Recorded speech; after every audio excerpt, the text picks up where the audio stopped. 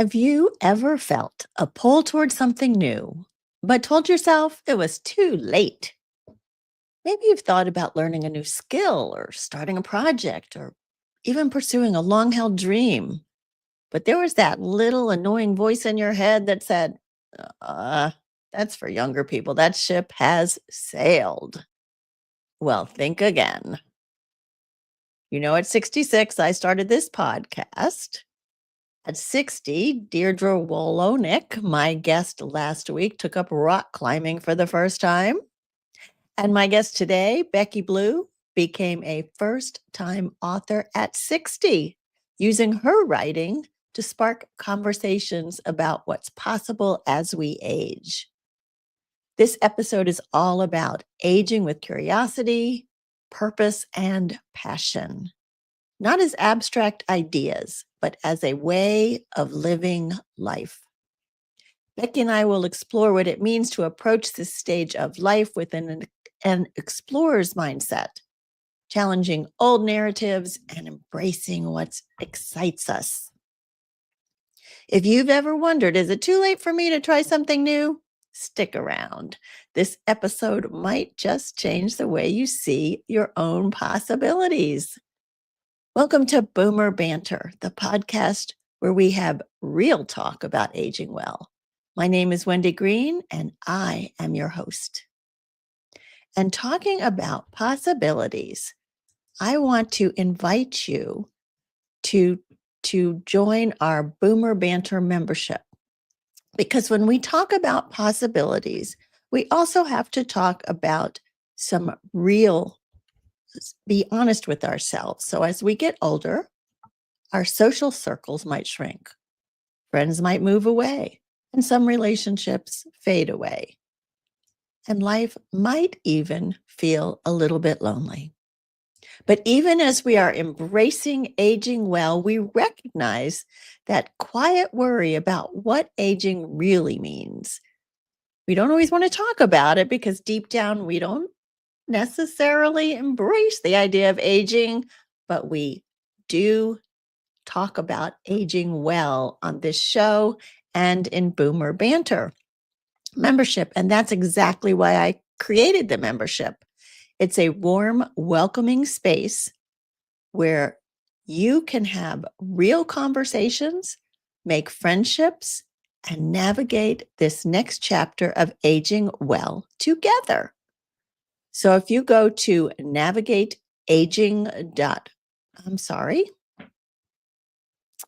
if you go to this one, buymeacoffee.com/heyboomer0413, you too could join us. But the best part is you can try your first month for free. No commitment, no risk. Just email me at wendy@heyboomer.biz and I will get you set up. If it's not for you, no hard feelings. But if you love it, and I think you will, we'll welcome you into our thriving, supportive community. But spots are limited, so don't wait. Grab your free month today. All right, let me tell you about Becky Blue. She is the author of a book titled Turning the Magic and Mystery of More Days. She is a writer, speaker, retired geriatric nurse, community volunteer, and is passionate about changing the culture of aging. Becky has been a TEDx speaker. She is an entertaining and inspiring keynote speaker, and she uses personal stories and scientific research to explore the opportunities that a long view of life can hold. Becky's message is, there is no expiration date on living a life of health, impact, and wonder. So let's get into it. Welcome, Becky, to Boomer Banter. You are on mute.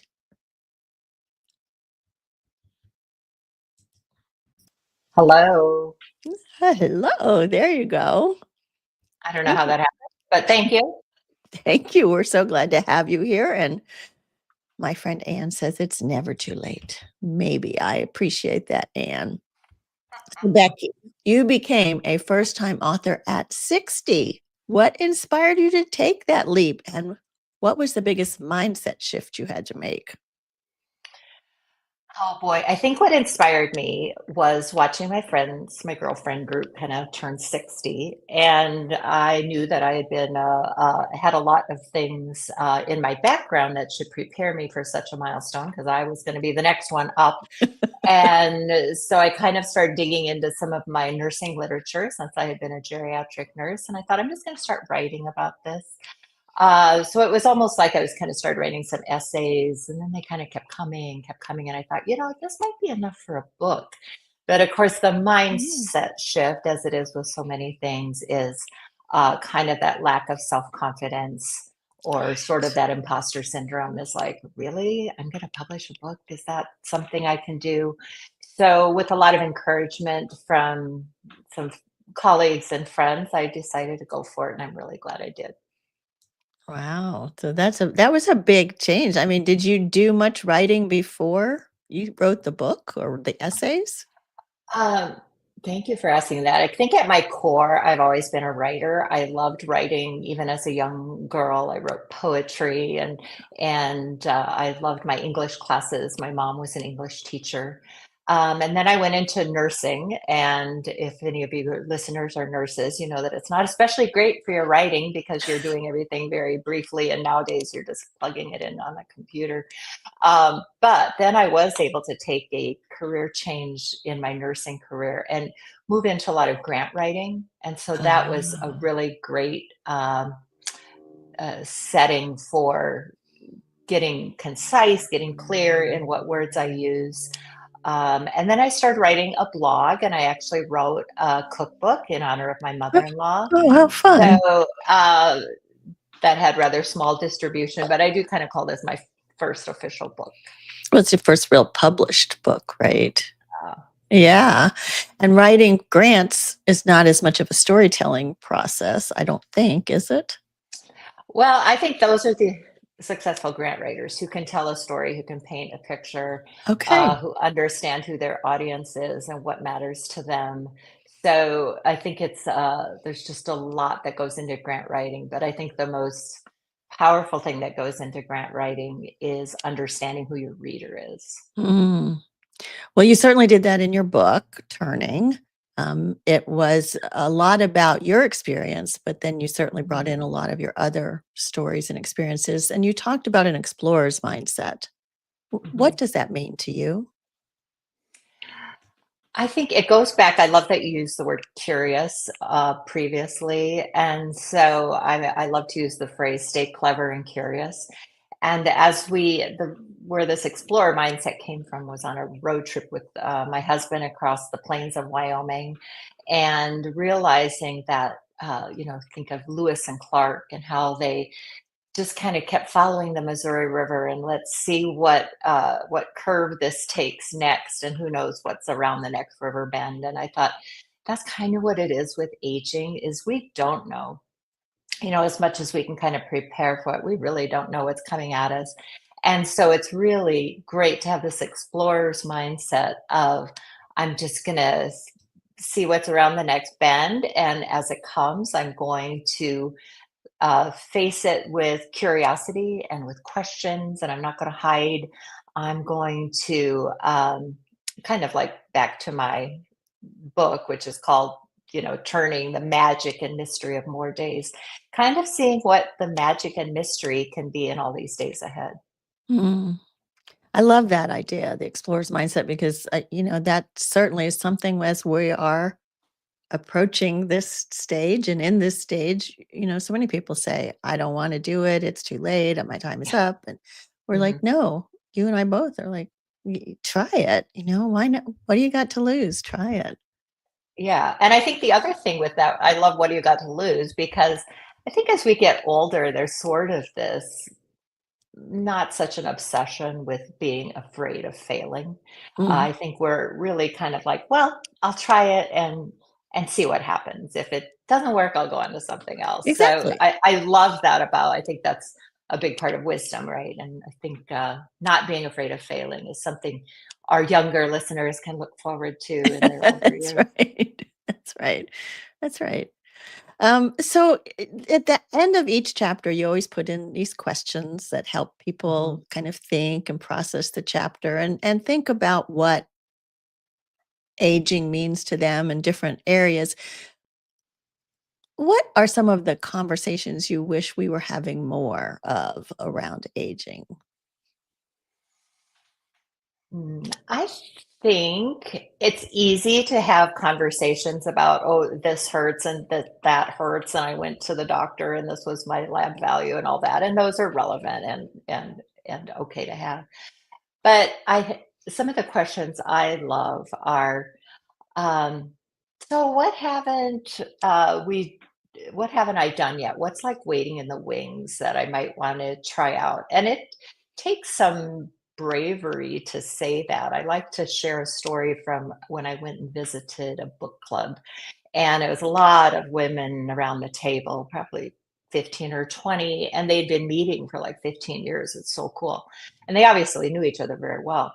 But I kind of posed this question at the end of a chapter, what's waiting in the wings that you might like to try? And someone answered, they said, I've I've always wanted to rock babies in the intensive care nursery, but I'm not sure I'd be very good at it.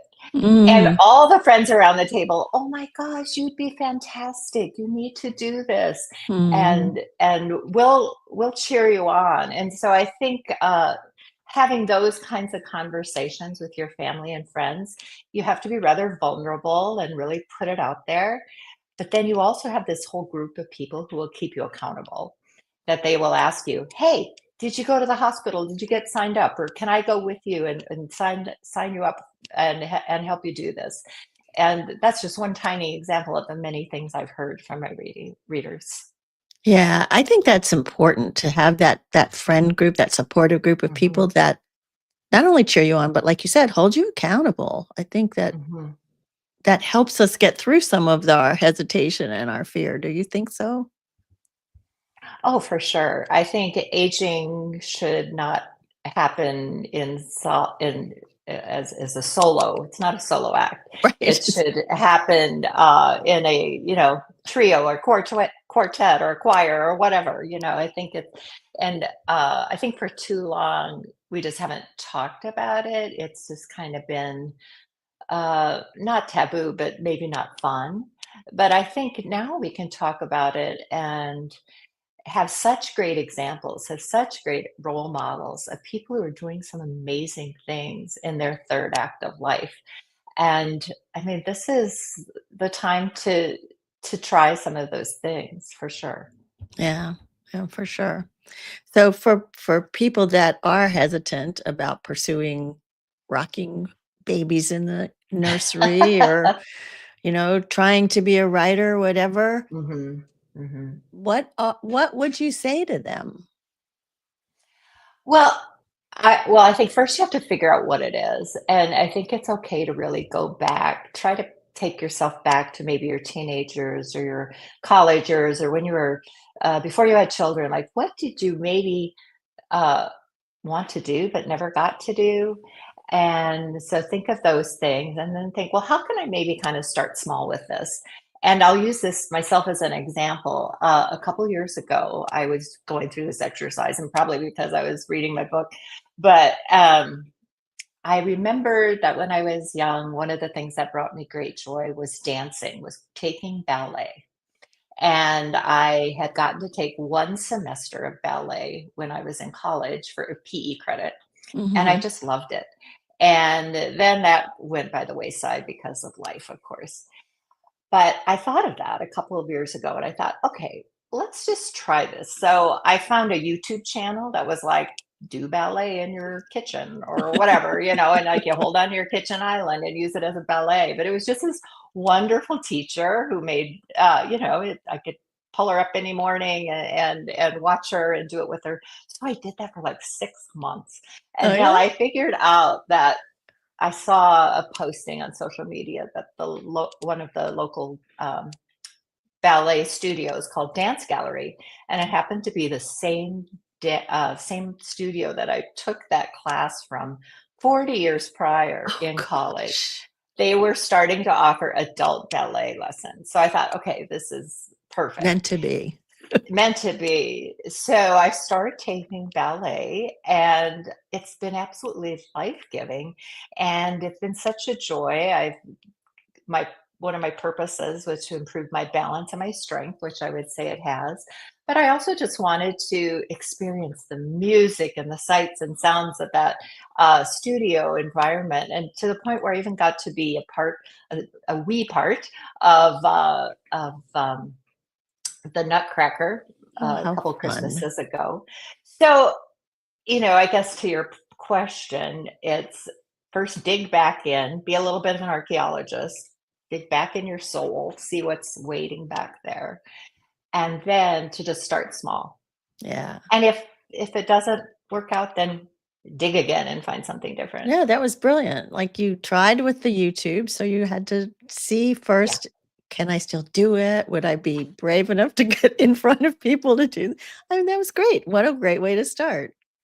Good for Yeah, so you. I have a recital coming up at the end of May. Oh, I'm you already do? I stressing love about that. that. And one of the costumes involves boas. And I'm like, oh my gosh, pretty sure I'm gonna, slip on it and break a hip on stage. So you can pray for me about that. No, no, you gotta change that image. You're gonna do I know, great. I You're know. gonna whirl around and Thank you, Wendy. I mean, even me, who writes I about know, this, I right? can still get those negative We do it to voices ourselves in. all the time, Yeah, don't we? I know. everybody does. Yeah. Yes. And then we stop. We're like, And then we okay. stop. Yes. I need to take just a break for just a minute and show my appreciation to Greenwood Capital as a sponsor of Boomer Banter. And one thing I appreciate about Greenwood Capital and my advisor, Melissa Bain, is her approach to financial planning. She makes sure that my accounts at Greenwood Capital work towards my goals and match my purpose, which is awesome. As an independent registered advisory firm, Greenwood Capital is a fiduciary. They must place your interests above their own. And I have to tell you that as a sponsor, Greenwood Capital has compensated my business for this testimonial. For more information about how they can help you make a financial plan, go to greenwoodcapital.com. Let's get back to Becky. So, Becky, when I read your book, I realized that I mean, we were actually talking about this before we came on air, that you wrote your book when the pandemic started. I started this show when the pandemic started.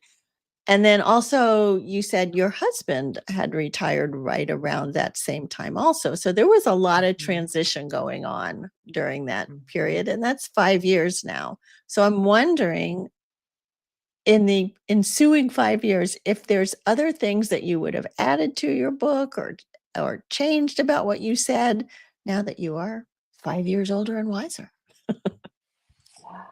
Well, in regards to my husband, I mean, that was totally in real time as I was writing this book. He was asked to retire, as maybe some of our age were during COVID. So he wasn't expecting it at all. So I think I titled that chapter, Let Yourself Be Surprised. Mm. So, and then I joke about, I think there's that old saying about, I married you for better and for worse, but not for lunch. Right. So, all of a sudden he was home and trying to find meaningful things to do. But kind of the rest of the story there was he ended up finding an amazing work opportunity, which was half time. And so he went back to work. And for him, that was the right answer. But I think I maybe now would be able to even give more uh, background into what can retirement be. And I just ran into a friend the other night, a dentist who had retired, and he said, I don't call it retirement, I call it repurposement. Oh, And I like I that. I haven't really heard that like one. that. I think we've heard a lot of things about what you can call retirement, but I like that repurposement. So I would Oh, say that my husband now is finding a lot of meaning in his work and really using his past experience, which is great. As far as other things I would have added to my book, because in these past couple of years, my husband and I have ended up on a caregiving journey with his family. And I think you and I have talked about this a little bit before related to caring for your mom. And so uh, I feel like now I really can empathize and talk much more about that caregiving journey. Even though I used to teach about it all the time when I was a geriatric nurse specialist, it's the kind of thing you can't even appear to know what it's like until you've actually been in the trenches and done it. It's so true. It's so true. Mhm. You know, I mean, I've talked about it too. I've had people on the show talk about it, but until it became real from my perspective too, it's emotionally a roller Mhm. coaster in a lot of ways. Yeah. Mhm. So in your It next is. edition, you can Yeah. new edition. Stay tuned. So you had this chapter that was titled "Where Did You Learn to Age?" Mm. I love that. So tell me about where you learned to age. Yes, I would say I learned to age when I was very young, and it was because of our setting. I was growing up on a farm in a small community. My grandparents were nearby. My other set of grandparents were, a Sunday afternoon drive up the road. Um, so I just had the benefit of really being surrounded by older adults, which I really kind of worry about now for the young children. I feel like in a lot of ways we've gotten kind of scattered and we don't necessarily have all those intergenerational opportunities. So I think people need to be more intentional about that as parents and having their children have adopted grandparents or whatever if you can't be with yours regularly. So I would say it started with spending a lot of time with older adults as I was growing up. And then, of course, you kind of get negative role models and you get positive role models. But I would say overall, there was just a real love for older adults. And I was always the one who kind of wanted to hang out at the kitchen table a little bit longer while all the kids went out and played. But I wanted to stay and hear more of the stories. And so Mm, I think, for certain ones of us, I think there is a pull towards that age group. And I know I certainly found that in my nursing practice as well. sure, sure. But I So think it's a wonderful exercise. And when you talk about things we should be talking about, and that can be fun coffee chat. You know, where'd you learn how to age? Who taught you? right, and who are your role models for aging? You Hmm. know, there was just a Hmm. question that came up in my news feed today about who are your role models for aging? And, as we become role models for aging also, it becomes even a more interesting question. Yeah. Yeah, absolutely. And it doesn't have to be someone in your family. I think I find myself just always watching other people and seeing how they engage. And my church happens to be a great place to see lots of different people of different ages, of course, but even out in the community. And the thing I always look for is who are those people who want to be relevant, who want to be curious. It might even be in how they dress, how they carry themselves, and then in conversation, are they curious about the other person rather than talking about themselves? And that's a great uh, barometer or a great role model for aging. Is ask, tell me what you've been up to, even if you're talking to somebody who's 15 years old. Mm, Just what's your story? What are you up to these days? Just to be open to other people's stories. yeah, and I think you're right. The curiosity, we're so particularly the younger generation, it's text this and text that, so you have very short Yeah. conversations. So staying curious. Who inspires you? How did you learn curiosity? Or was it Oh, always just part of you? uh, yeah.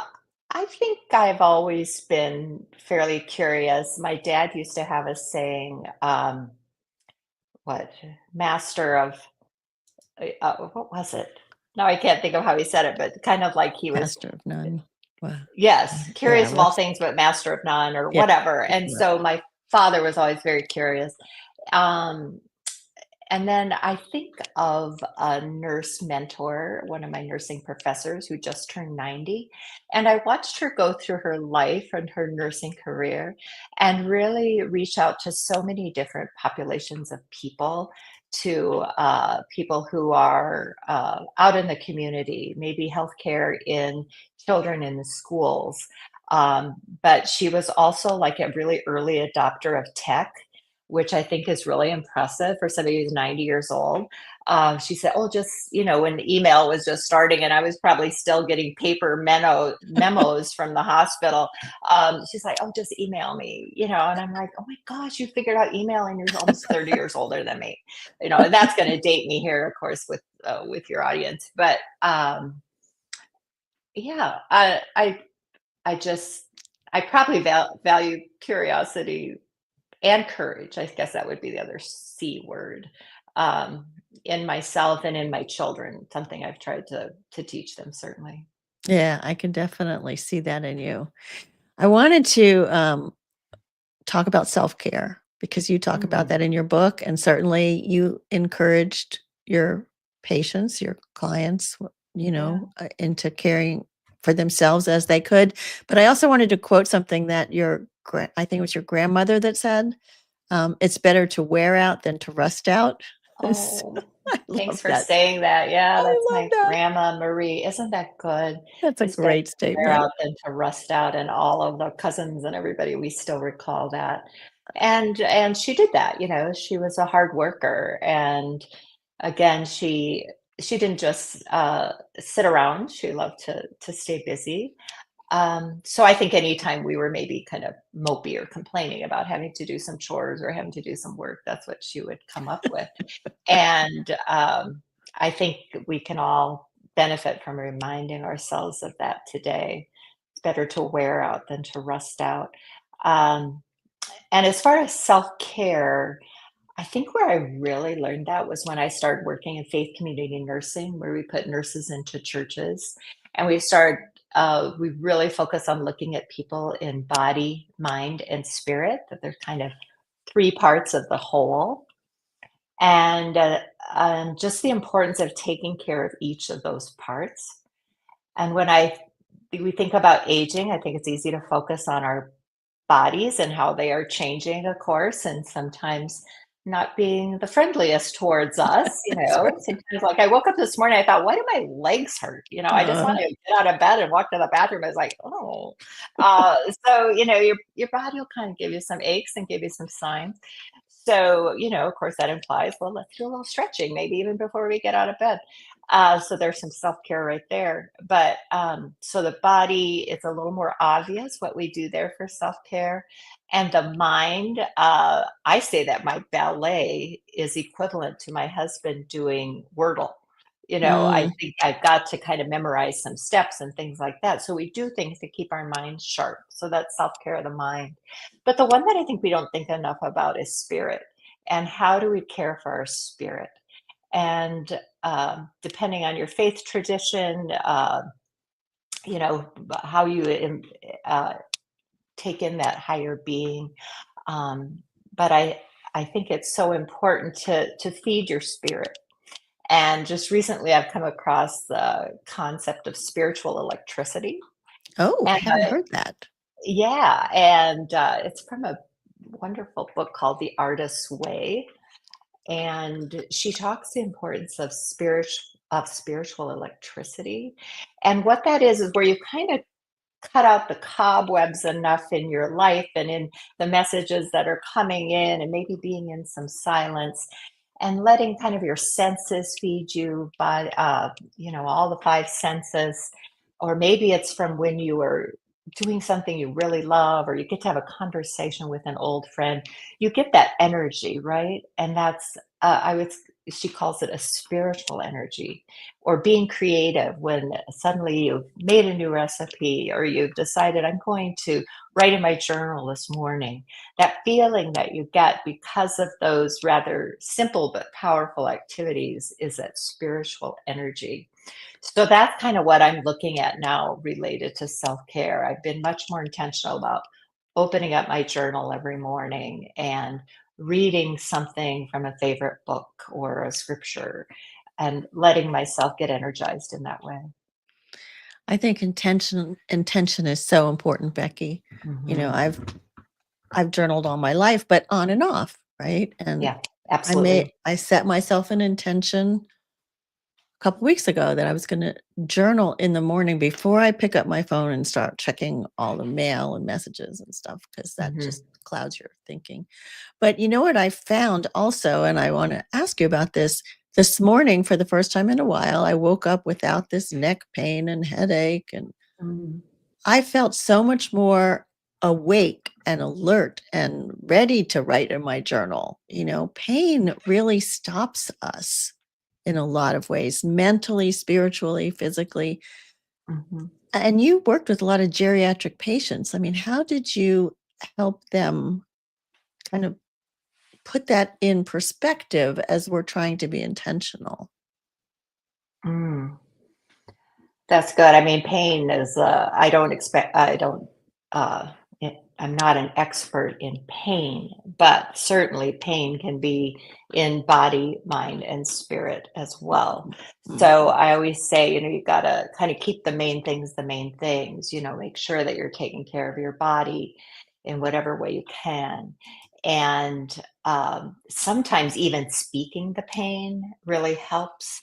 So if you share that with someone, Mm. saying, "This is what I'm feeling." But I think that uh,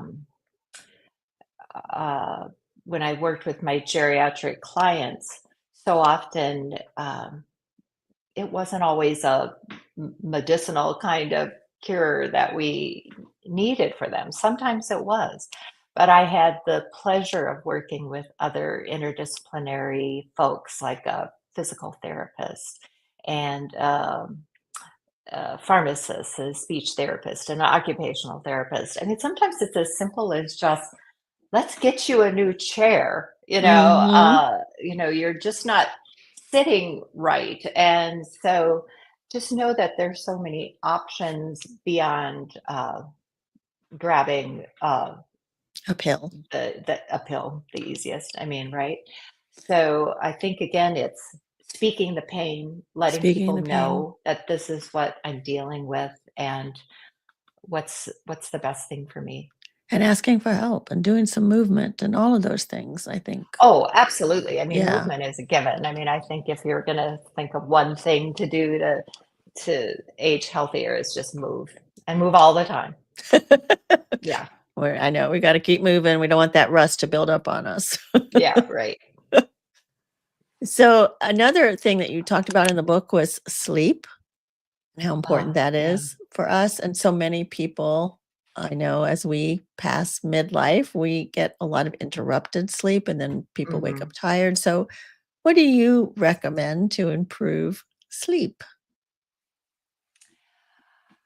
For me, I think first it's assessing, where is the barrier to great sleep, or is it really just kind of, it's typical to have this interrupted sleep, as you mentioned, as we age. So what I would always do is with my clients, rather than asking them, "How did you sleep last night?" I would ask, "Did you feel rested when you woke up in the morning?" Ah, okay. So I think that's a really better question to ask, and I love that you had a great sleep last night and you woke up and you felt good. I love that So then too. you kinda to dial back and see, well, what did I do differently last night? And I'm, dealing with this in real time too, and I'm 65, and I would say that on those nights that I eat closer to bedtime or have a sweet treat or a chocolatey dessert, those are the nights I don't sleep as well. Mhm. And or the nights that I'm, looking at my screen. And I will say for sure that the days that I exercise are the nights that I am so much better. Mm. And I have taken up swimming, and so Ah, I've been swimming in the mornings, and I feel like that's made a big difference for me. But I also know that everyone is different, everyone is an individual. So we have to be willing to try some different things. But again, speaking that difficulty that you're having with sleep, either speaking it to your healthcare professional, but just speaking it to your friends, because everybody's going through this, right? Or if you have a sister or a brother, you might share some of your same DNA, might have some same impact. Um, but overall, I would say that sleep is just a non-negotiable. You've got to get that in. And so to not wait too long to deal with it. Yeah. Yeah, because I mean, everything I read about it is, all this healing of your brain or restructuring or whatever it is that's happening up there Mhm, happens when you mhm. sleep. So, Yeah, and, we're at an age where we've lived with technology for a long time, so, if you have one of the, some kind of a feedback mechanism, maybe it's an Aura Ring or, we got a new bed, and our new bed comes with an app, and it actually measures my sleep. So, I mean, it's your crazy bed what's does. out there to give you feedback on how you're sleeping, and it's worth looking at those options. Huh. Or, of course, the simple thing again is just going back to your pen, is when you wake up in the morning, kind of log it, kind of keep a journal of what did I do last night or what did I do yesterday that made me sleep better today? Or the converse, what did I do last night or yesterday that made me sleep awful? So a lot of what you're talking about is self-awareness, right? Mm, Like speak the pain, speak the problem of sleeping, speak, mhm, these kinds of things, these fears. Um, mhm. I heard from a friend today who told me about a pattern for crocheting a blanket, a mood blanket. Oh, And so wow. I know. So all these different colors were associated with what you're feeling that day as you're doing your Oh, work. I know. How cool is that? So, I mean, that's an awareness thing too. So whatever we can do to raise our awareness of what we're feeling, thinking, our thoughts create our beliefs and our mhm, actions and our, all of that. So, yeah. mhm, So what are you doing? I know you talked about ballet and mhm, swimming, and mhm. so are there new things that you are seeing on the horizon that you wanna take on for your explorer mindset? Oh gosh. Well, I'm kind of feeling a road trip. I think that would be great. So we haven't got that set out yet, but I always encourage people to just even look what's right outside your door. There's some new restaurants in town that I'd like to try. Sometimes it can just be that simple. And I Yes. always like to tell people, I mean, one piece of advice I have every day, just do something new. Um, Again, one of my favorite stories is from a book club where a woman shared, yeah, I have a group of 6 of us, and we go out together every Wednesday, but we've made a pact that we don't ever do the same thing twice. Wow. Isn't that a great idea? So every Wednesday, they have to think of something new to do. Oh my And gosh. so she shared with the group that this past week or whenever it was, that we all put on our snow clothes and we went tubing at the local ski hill. Can you just imagine? I mean, what a fun idea. And so the kicker of that though was I said, okay, who did you tell about this? And she kind of goes, she wasn't real specific, but I made that as an example of, okay, it'd be great if you post pictures on Facebook or make sure you tell the kids in your life that you and your 60 something girlfriend took a Wednesday afternoon and went tubing at the local ski hill. Oh my So gosh. that kind of gets back to my purpose in life right now is to change the culture of aging. Yeah. And that we know that we change the culture of aging by either doing story worthy things that we can tell others about. For example, I love that this platform gave me a chance to tell people about my ballet. Hopefully, that changed the culture of aging a little bit. Or the other thing you have to do is find story worthy things that other people are doing and tell those stories, which is your whole podcast, right?